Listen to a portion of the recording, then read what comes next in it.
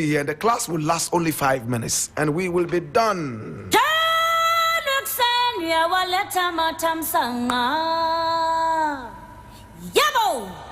Now today we're looking at a man who was born 10 years before me. In fact, more than 10 years before me.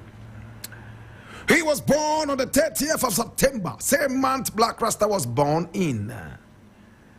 30th September 1960.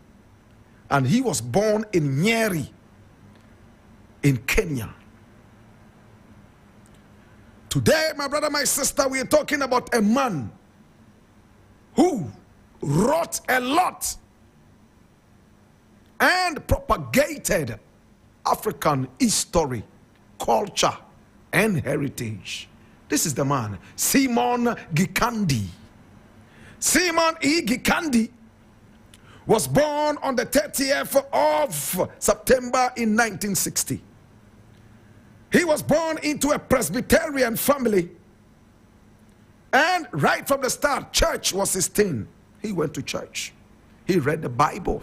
He loved the Bible stories. He went to school and he loved school. He moved like a column of mercury on heat in the mercury thermometer. Oh my God, full speed. In every class that he sat, he was the youngest student. My brother, my sister.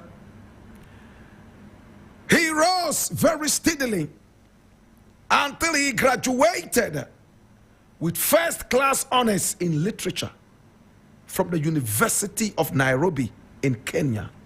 Hey! You know what he did? From there, he gained scholarship and flew all the way to England, where he became a British scholar. And look at him here with books all over him. No wonder later in life, he said, all my children will inherit when I am gone. Books, books, and books, nothing more. Oh my God. This is an avid reader. He wakes up with a book in his hand and he goes to bed with a book in his hand. When he wakes up, unlike many people who dash for their phones, he dashes for a book to complete the chapter that he fell asleep on.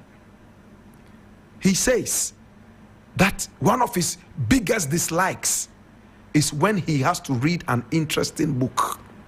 Because for several days and nights, he is never able to eat. Neither is he able to drink, let alone even sleep. He said no matter what the content of a book is, I always enjoy reading every book. This is Simon E. Gikandi. Now Simon went to England, where he studied at the University of Edinburgh in Scotland, from which he graduated with a master's in literature in English studies.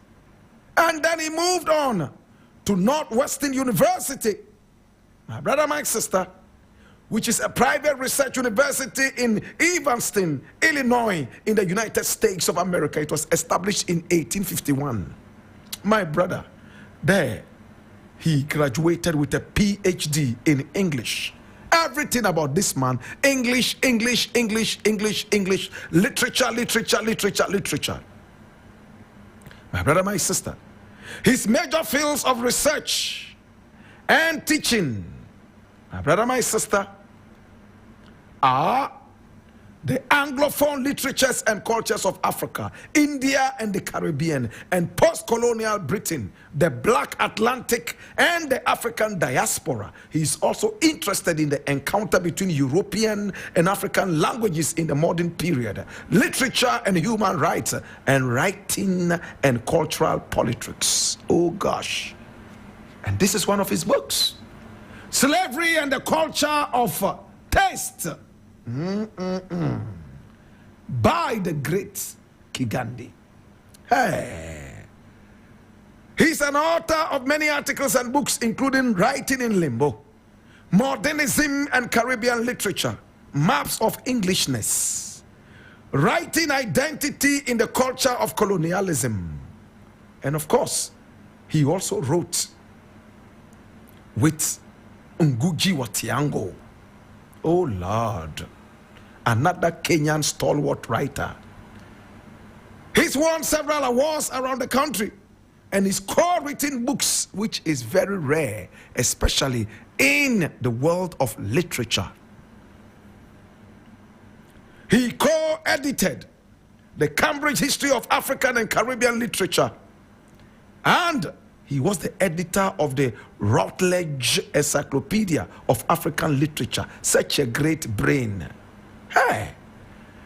Now, his latest book is what you saw a few seconds ago, Slavery and the Culture of Taste, published by the Princeton University Press in 2011. My brother, my sister, this text was widely acclaimed, earning many academic laurels. And currently, he's working on some more books. Until 2004, our hero for today, Gikandi, taught at the University of Michigan, Ann Arbor. As a faculty member in the Comparative Literature Department, he began teaching at Princeton in 2004 as a faculty member in the English department.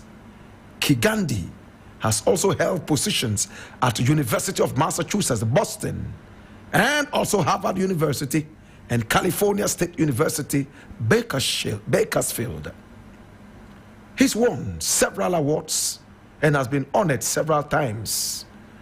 My brother, my sister, today we remember this great man. He wrote a lot, including reading Chinua Achebe, understanding Achebe, reading the African novel, writing in limbo.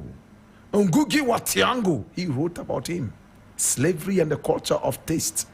This was a man who, from little beginnings, rose to the highest echelons of literature. He's still alive.